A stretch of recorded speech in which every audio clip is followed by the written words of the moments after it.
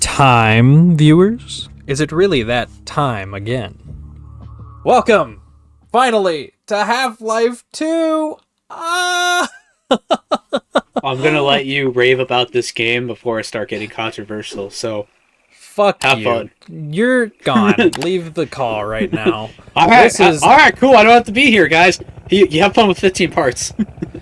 I sure will, because this game is, in my opinion, one of the best games ever made. It's so Yes. much fun. Yes. It is just so much fun to play. It is something that I have replayed ad nauseum over the years. I got this fucking game. This was my first M-rated video game, by the way, because I convinced my mom to let me get the orange box after I got a PR in a cross-country race in 7th grade. Yeah. Wow. And it's awesome. This game is an integral part of my childhood. Definitely very nostalgic to it. It set the standard for a little while for video games, just like Half-Life 1 did. It's not necessarily a super revolutionary shooter, but it's revolutionary for like just gaming in general, adding the fully interactable physics systems and everything like that. And at the time, this was like some insane, like, facial animation and stuff for characters. I mean, most games today still don't capture this. Especially, like, I play a lot of JRPGs and stuff. They do not capture this kind of facial detail outside of fancy FMVs. Yeah. For reference also to the audience, this is not the...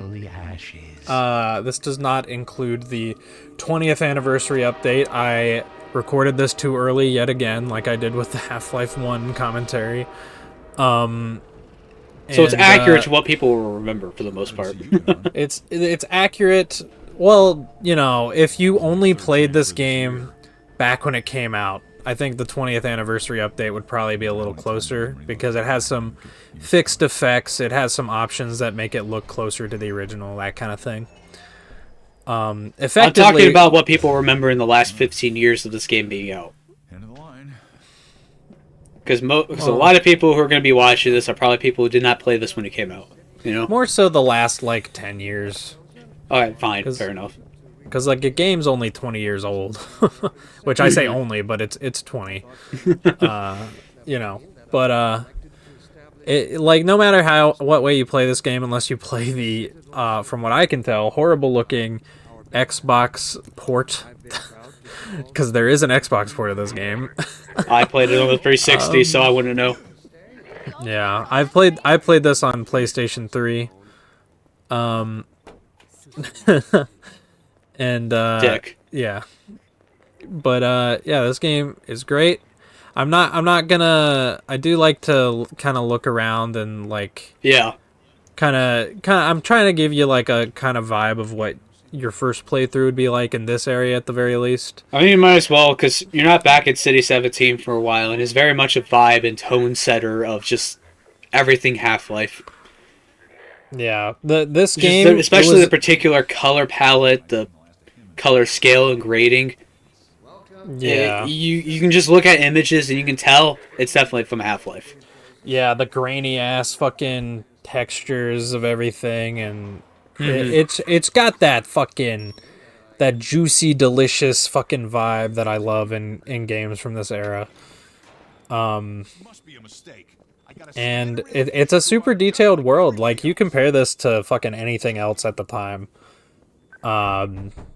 Like, yeah, it might look basic now, but like this shit kind of felt like a real place back in the day, I would imagine, for people who played it back then. And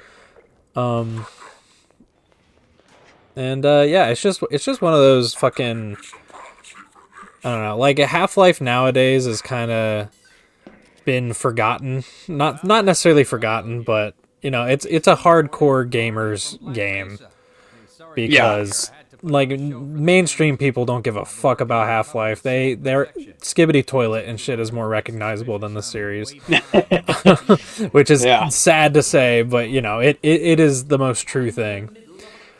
But to me, like this it don't get much better than Half-Life 2. Well, I mean, think about it like this. A lot of other classics, especially ones older than this, have re-releases. They have new modes of public explaining to them. You know, they have new ways of getting introduced to the public.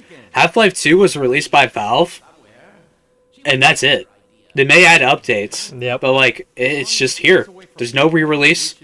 You know, we got that update, but, like, you know, it's probably not going to draw a new crowd or anything. This game is out, it exists, and yeah.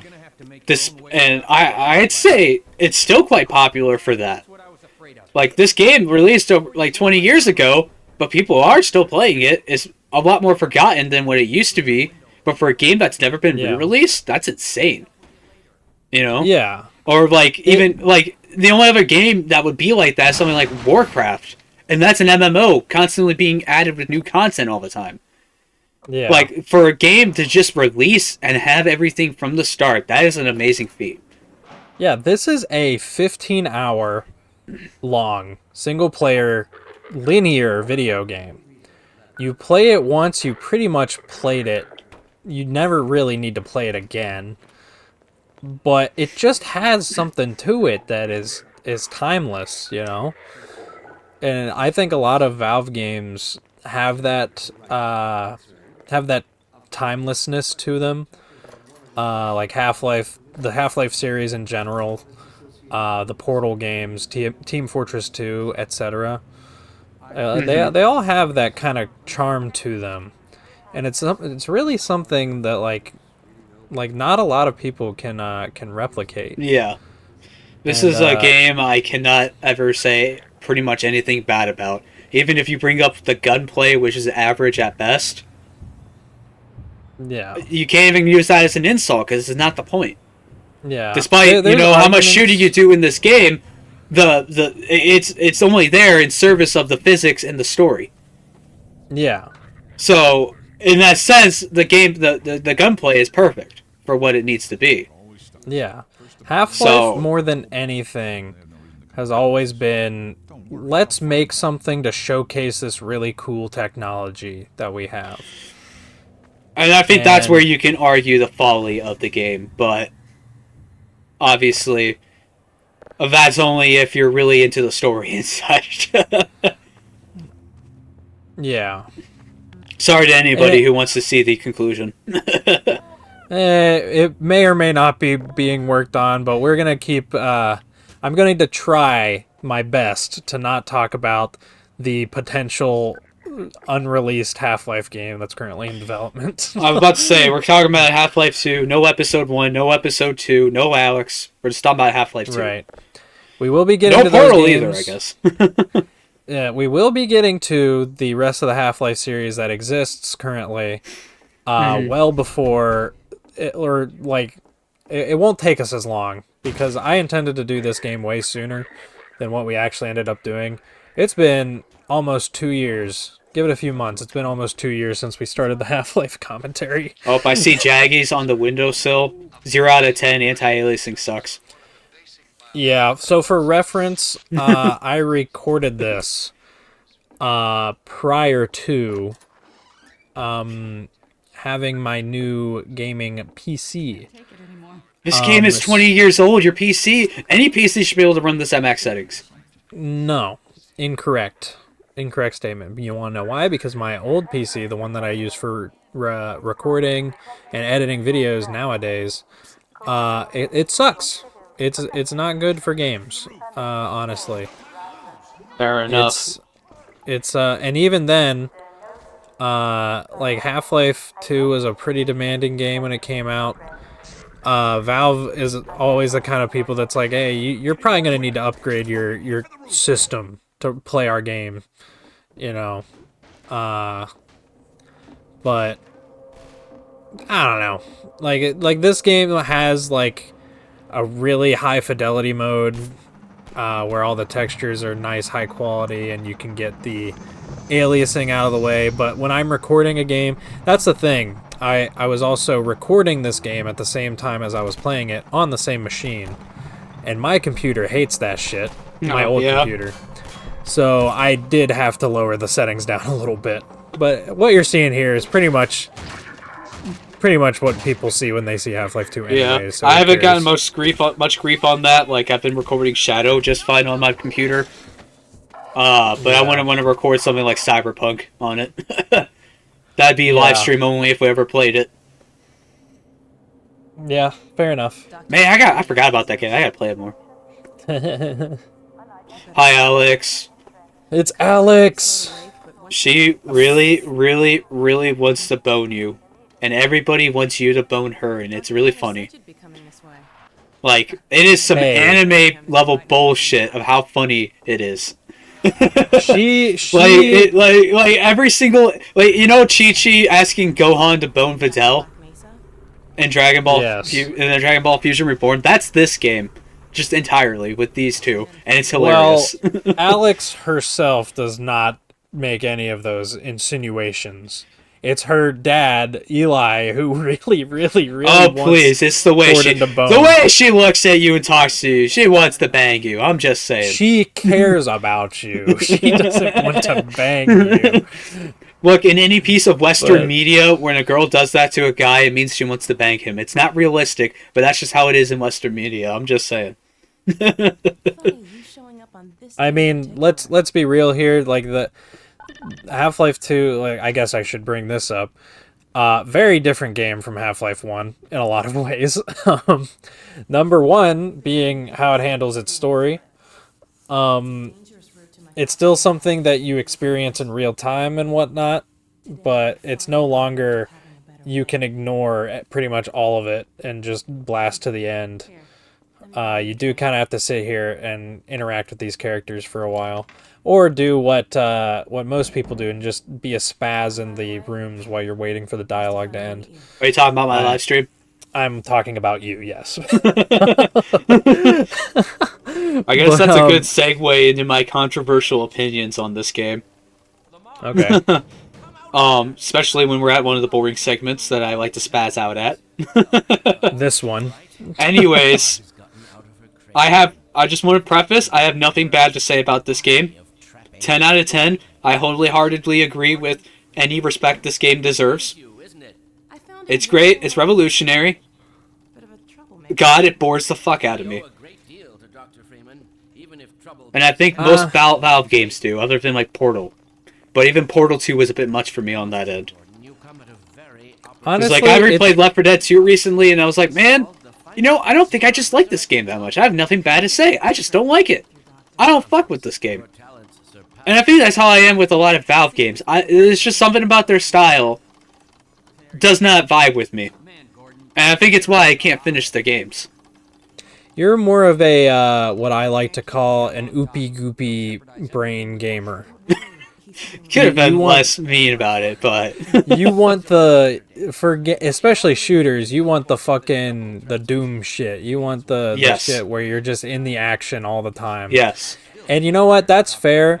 After I've played Half-Life 2 for the 100,000th time, yeah, I do get bored watching these cutscenes. And you know what it is? Because I can play JRPGs just fine and read a ton of text. It's fine. It's because I have control. If it were a cutscene or like everything was in text boxes that I had to press A to get through, I don't think I'd have an issue with it. But because I can move, but I'm stuck, I hate it so much more. I can see that. It's like, I am here, I am experiencing this fun movement, but I can't do anything with it. There's only so much you can interact with and see all the little doodads and shit. And then you just get bored. That's like a very fair criticism, and I'll take it a step further. I don't think any of these games are very replayable. Like I said earlier, Half-Life 2, you play it once, you never have to touch it again. Like, other than like getting better at the movement and shooting. Yeah, there's no extra stuff to find. There's no alternate routes. There is the game. It's really just you play through the game, you experience the story, and that's it. And I think there's room in the world for games like that. Unfortunately, I'm me, and when I get obsessed with something, I must replay it at least 3,000 times. Right. Um, so like that's just a me problem, but I can totally see like this game boring players with its story because yeah, it's a very cheesy like action story is what it kind of feels like in this game. Uh huh. It's like all the resistance members coming together to fight It's a the rather being basic sci-fi story with a couple really cool sci-fi elements like the G-Man being an unknown. right. And like you I said, it's a game that showcases tech. These kinds of Yeah, linear segments that you could play through were not being done. These kinds of physics were not being done.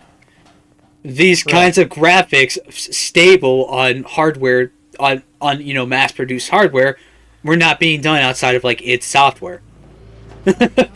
Right. And yeah, and it's not to say that like Valve are bad at making stories or anything like that. I think these are pretty good stories. No, They're they write fun.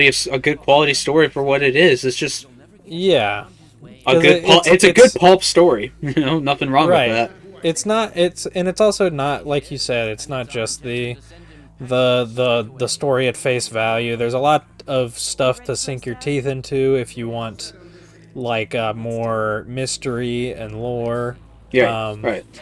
and like playing Half-Life 1 and having that context for this game kind of makes it feel like you're the only one who understands that we are completely out of our depth in this situation.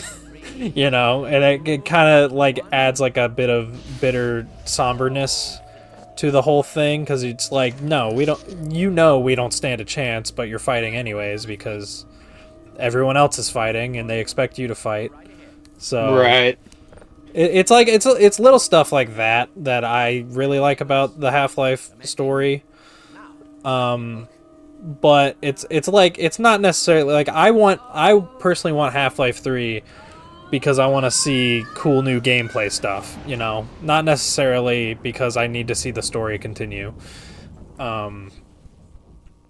And I think Valve themselves agrees with that, and that's why they never made a Half-Life 3 or whatever. Because they just don't know where to go with it. So yeah, I don't know. Yeah. This scene I really like. This is pretty much our um like the fucking resonance cascade scenario at the beginning of Half-Life 1. They just have a whole bunch of their new tech in this one little room, and it's really Yeah. fun to experience. Like the There's little like the fucking screens where you can see a different place. Like that was a new thing.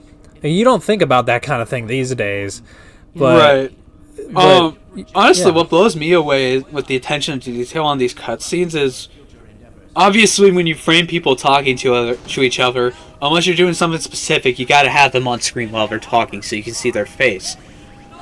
In a standard cutscene, you have camera angles dedicated to that, but in this, you don't. And they put in a lot of effort to make sure all characters who are talking to each other as part of the conversation are easily visible to the player in multiple angles all at once.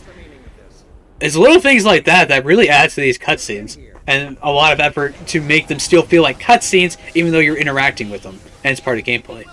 Yeah, it It's very feels cinematic, despite the fact you're in a first-person camera. Like if you ever seen found footage films like Cloverfield, does a lot of similar things. yeah.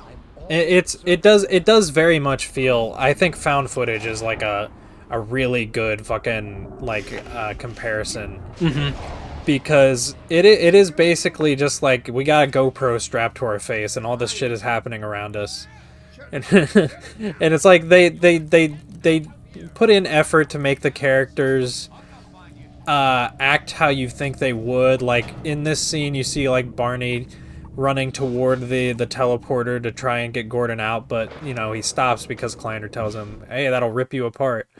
It's little stuff like that. I think the thing that kind of stinks about him these days is just the age, you know. It's Yeah. like clearly like programmed actors going through their set of actions, and it doesn't look the most natural all the time. Like they hand animate a lot of Yeah, but you can still see the the animation switch. You know when they're in a new one. That kind yeah. of thing.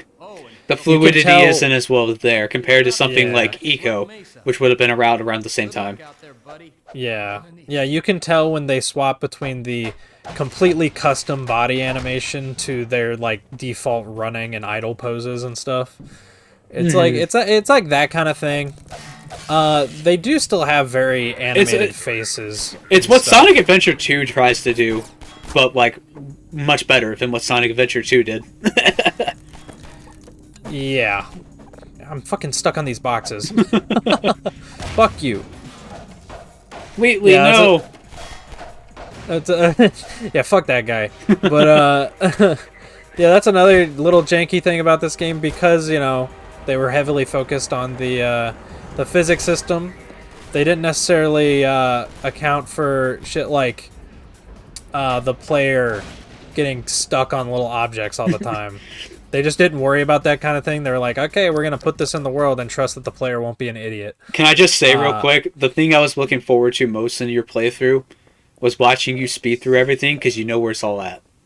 Other than the one thing you made a TikTok of before we ever actually made this commentary. So I already know which about is that. in the actual commentary. Well, of course. But like, just watching you speed through everything because you know exactly what's going on. You know when you can skip, so you're gonna go do it. Yeah. Obviously, Like, you can be cinematic and such, and with City 17 for the commentary. But like that running section, you knew where to go. You knew the fastest way to go through it, and I just love seeing that shit. well, it It's helps like that the fastest way to go is the only way to go. it's like watching an experienced player go through Mario 64, Yeah. but not like a speed run, but like they're attempting shit that they may not always be able to get away Yeah. with. But you want to watch it. Right. I do like to let myself feel the immersion in the world, so I'm not just like flat out speed running the game or anything. I Right. do like to still listen to the characters speak and you know, all that kind of stuff. I'd like Now to I can feel look you at impatient.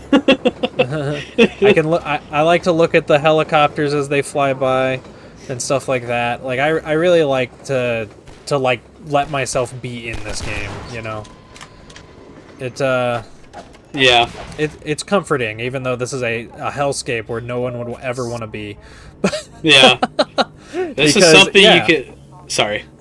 I was just gonna say because yeah, the Combine fucked the whole fucking world. If you haven't noticed, so literally in we'll see it when we get to Alex, but there's like a globe, like one of those globes that you like sit on a table and you can rotate around to see the Yeah. whole planet. They have markered out the entirety of the United States and North America as like this big "do not go here" kind of thing. It's gone. Effectively, North America is completely gone, and all Like of this takes livable or place. just under control Conline? No, it's it. So the It's just gone. It's gone. Like you can't go there. Like you could, but I would imagine like they don't say exactly. You would advise against it. Yeah, it's because you know the resonance cascade. It's like happened. Australia in the Near universe. Oh, hey, Yeah. look, I brought up Near. There we go. God Check damn off it. your bingo cards. But it's like, yeah, the Black Mesa incident started in New Mexico. So and the 7-hour war was, you know, It's caused that by song. It's the song.